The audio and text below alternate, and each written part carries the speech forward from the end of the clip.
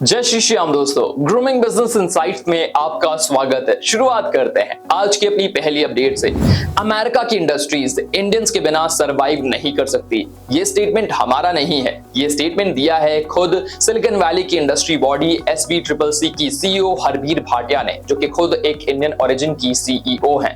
उन्होंने इस बात का खुलासा किया है कि अमेरिका का सिलिकॉन वैली जो अपने इनोवेशन और टेक इन्वेस्टमेंट के लिए जाना जाता है, वहां पर ऑलमोस्ट 40% के करीब जो CEO और फाउंडर्स हैं वो इंडियन ओरिजिन के हैं। और इसी ही के साथ ये बात स्थापित हो जाती है कि किस तरीके से इंडियन ओरिजिन के लोगों की बहुत ही ज्यादा इंपॉर्टेंस है अमेरिकन कम्युनिटी के अंदर, जहां पर हम देख सकते हैं कि बड़े बड़े जो इनोवेशंस और टेक जायंट कंपनीज हैं वहां पर इंडियंस का अच्छा खासा योगदान है। इससे ये बात भी साबित होती है कि इंडियंस अगर अमेरिकन मार्केट में नहीं एग्जिस्ट करेंगे, वो अपनी सर्विसेज नहीं देंगे, तो इससे एक बहुत बड़ा नुकसान हो सकता है अमेरिका की इंडस्ट्रीज को। अगली खबर में हम बात करेंगे food safety and standards authority of India FSSAI के बारे में। FSSAI के बारे में आप जानते हैं इंडियन फूड रेगुलेटर है, और हाल ही में बहुत सारे लोग FSSAI को क्रिटिसाइज कर रहे थे। कुछ आर्टिकल्स भी पब्लिश हो रहे थे जहां पर यह कहा जा रहा था कि FSSAI ने परमिसिबल लिमिट से ज्यादा पेस्टिसाइड्स को अलाउ किया था स्पाइसेस के अंदर, लेकिन अब FSSAI ने इन सारी रिपोर्ट्स को फॉल्स बताया है।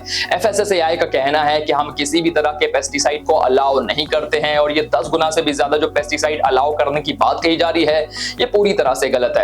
FSSAI ने सफाई देते हुए ये भी बताया कि मैक्सिमम रेसिड्यू लिमिट 0.01 मिलीग्राम से लेकर 0.1 मिलीग्राम पर केजी ही रहती है, और वो भी उन इंग्रेडिएंट्स के लिए जो पेस्टिसाइड की कैटेगरी में नहीं आते हैं। अगली खबर आ रही है देश की लेबर मिनिस्ट्री की तरफ से। हमारे देश की जो लेबर मिनिस्ट्री है, इसने अपनी कमर कस ली है। बता दें आपको कि 4 जून को हमारे देश में जो लोकसभा इलेक्शंस हो रहे हैं, उनके रिजल्ट आने हैं, लेकिन जो हमारी करंट गवर्नमेंट है उसने रिजल्ट के बाद के 100 दिनों के अंदर जो काम करने हैं उसका खाका भी तैयार कर लिया है। और उसमें यह भी बात भी कही जा रही है कि लेबर मिनिस्ट्री की तरफ से जितने भी प्लेटफॉर्म और गिग वर्कर्स देश भर में काम कर रहे हैं, उन्हें लेबर कोड्स के अंदर लाया जा सकता है, और इसके लिए जितने भी प्लेटफॉर्म ओनर्स हैं उनसे भी बातचीत चल रही है। और माना यह जा रहा है कि जब भी इलेक्शन के रिजल्ट आ जाएंगे, वैसे ही 100 दिनों के अंदर इसे इंप्लीमेंट भी किया जा सकता है। और अगर ऐसा होता है तो गिग वर्कर्स के लिए एक बड़ी सौगात हो सकती है, क्योंकि यहां पर हम आपको बता दें कि लेबर कोड के अंदर आते ही गिग वर्कर्स को हेल्थ इंश्योरेंस और जॉब सिक्योरिटी जैसे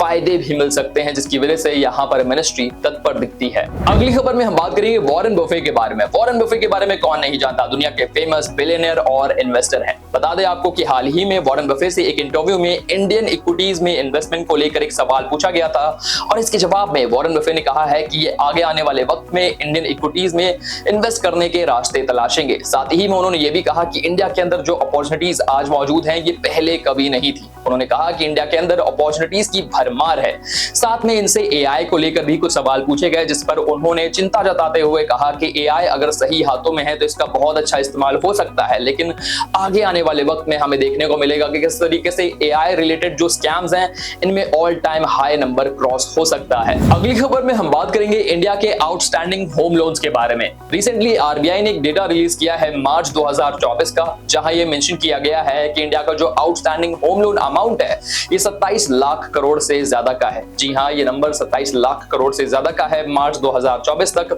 जबकि साल 2022 में यही नंबर केवल 17 लाख करोड़ से ज्यादा का था।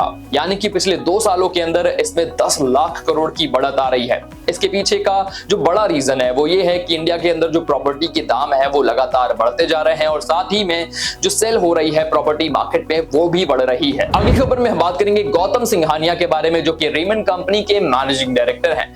रेमंड कंपनी के मैनेजिंग डायरेक्टर गौतम सिंघानिया ने हाल ही में अपनी एस्ट्रेंज्ड वाइफ नवाज मोदी के बारे में कुछ बड़ी स्टेटमेंट्स दी हैं। हम आपको बता दें कि नवाज मोदी और गौतम सिंघानिया के बीच में अनबन चल रही है, जिसकी वजह से दोनों ने डाइवोर्स भी फाइल किया हुआ है। यहाँ पर यह बात भी सामने आ रही थी कि जैसे ही ये सारी चीजें हुई, उसके बाद से गौतम सिंघानिया ने अपनी कुछ कंपनीज की डायरेक्टर पोस्ट से नवाज मोदी को हटा दिया है।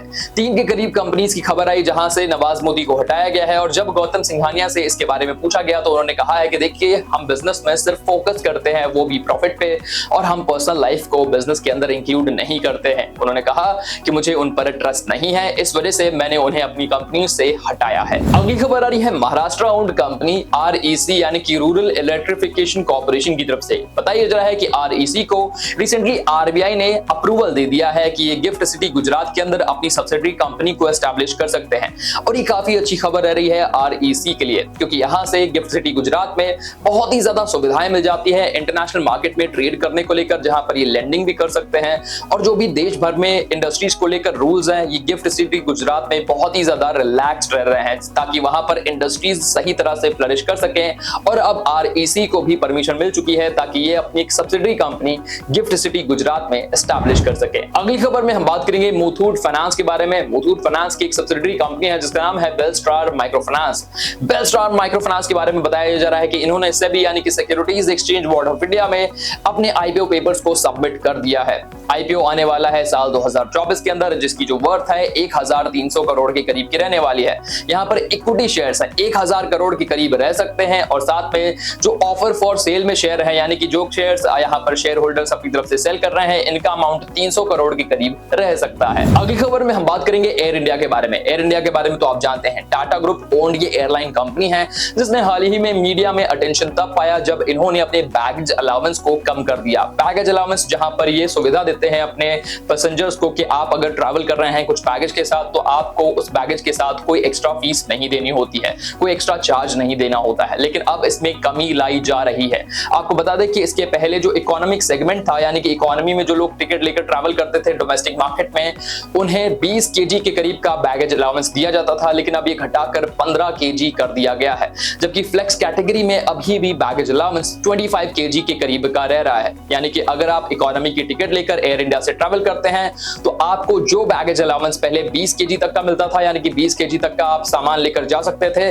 अब उसमें कमी लाई गई है, वो सिर्फ 15 kg का कर दिया गया है। इसके ऊपर का अगर आप भारी सामान लेकर जाते हैं तो उस पर आपको पैसे देने पड़ सकते हैं। अगली खबर में हम बात करेंगे देश की बड़ी कॉन्ग्लोमरेट फार्मास्यूटिकल कंपनी सिप्ला के बारे में। सिप्ला के बारे में आप जानते हैं, देश की एक बड़ी फार्मा कंपनी है जो दुनिया भर में अपने प्रोडक्ट को एक्सपोर्ट करती है। लेकिन अब सिप्ला के लिए एक बुरी खबर यह है कि हाल ही में इन्होंने अमेरिकन मार्केट से अपने कुछ ड्रग्स को रिकॉल किया है, और ये जो ड्रग्स हैं ये एस्थमा और ब्रोंकाइटिस जैसी डिजीजेस को ट्रीट करने के काम आते हैं। सिप्ला के ऊपर इल्जाम है कि जो दवाइयां इन्होंने भेजी थी उनके अंदर दवा का मात्रा बहुत ही ज्यादा कम है, जिसकी वजह से सिप्ला को अब अपनी दवाइयों को अमेरिकन मार्केट से वापस लेना पड़ रहा है। और ये पहली बार नहीं है जब सिप्ला ने ऐसा किया है। इसके पहले भी सिप्ला के ऊपर डोजेस की क्वांटिटी और क्वालिटी में कमी लाने की वजह से आरोप लग चुके हैं। अगली खबर में हम बात करेंगे रोबस्टा कॉफी के प्लांटेशन के बारे में। अपडेट आ रही है कि रोबस्टा कॉफी के प्लांटेशन में बहुत ही सारी मुश्किलें आ रही हैं, जिसकी वजह से रोबस्टा कॉफी का जो प्राइस है वो लगातार बढ़ता जा रहा है। पिछले 45 सालों में इसने अपने ऑल टाइम हाई को टच कर लिया है,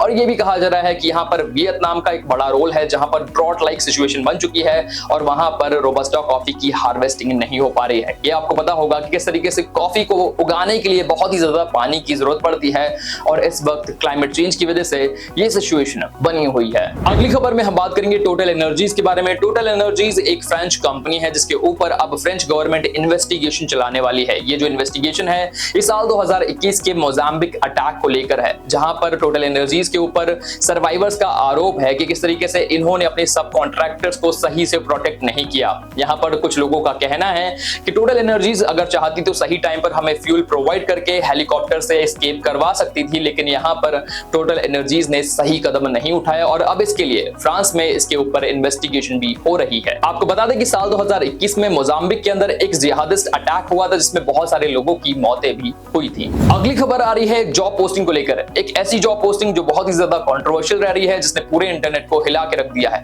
अपडेट आ रही है कि जानवीर सरना नाम की एक HR ने एक जॉब पोस्टिंग पोर्टल पर एक जॉब पोस्टिंग करी, जहां पर उन्होंने साफ मेंशन कर दिया कि मराठी लोगों का यहां पर स्वागत नहीं है, वो इस जॉब के लिए अप्लाई नहीं कर सकते हैं। और इसके बाद से इंटरनेट पर तहलका मच गया, जहां पर कुछ लोग इन्हें नस्ल भेद का आरोपी बता रहे हैं, वहीं कुछ लोग इन्हें बहुत ही ज्यादा ट्रोल कर रहे हैं। क्या लगता है आपको इस अपडेट के बारे में? कमेंट में बताइए। अगली खबर आ रही है ग्लोबल टेक कंपनी माइक्रोसॉफ्ट की तरफ से। माइक्रोसॉफ्ट के बारे में आप जानते हैं, इसके CEO है सत्या नडेला, जिन्होंने हाल ही में अपने एम्प्लॉइज को एक मेल में कहा है कि आपको सबसे ज्यादा जो प्रायोरिटाइज करना है वो है सेफ्टी सिक्योरिटी। जी हाँ, आपको अपने आप को और यहाँ पर कंपनी के जो हित है उन्हें प्रोटेक्ट करने की कोशिश करनी है। उन्होंने कहा कि नए फीचर्स एड ऑन करने से ज्यादा जो बेहतर है वो है जो हमारे एग्जिस्टिंग फीचर्स हैं उन्हें हम किस तरह से सेफ और प्रोटेक्ट करके रख सकते हैं। यहाँ पर उनके इस मैसेज को बहुत ही ज्यादा लाउड किया जा रहा है और कहा जा रहा है कि जहां पर आज की दुनिया में बहुत सारे जो CEOs हैं वो फोकस करते हैं एक्सपेंशन पर, वहीं पर माइक्रोसॉफ्ट का जो फोकस है वो अपनी ही फैसिलिटीज को बेहतर करने में लगा हुआ है। तो यहाँ हम सम अप करते हैं आज की अपनी डेली बिजनेस इनसाइट्स को। आई होप आपको ये वीडियो वैल्यूएबल लगा होगा। वीडियो पसंद आया हो तो इसे लाइक कर दीजिए, ज्यादा से ज्यादा लोगों तक शेयर करिए। हमारे टेलीग्राम से भी जुड़ सकते हैं जहां पर ये इनसाइट्स और बेहतरीन क्विज़ेस आपका वेट कर रही हैं। मिलेंगे अगली वीडियो में, तब तक के लिए शुक्रिया। गुड बाय, टाटा, जय श्री श्याम।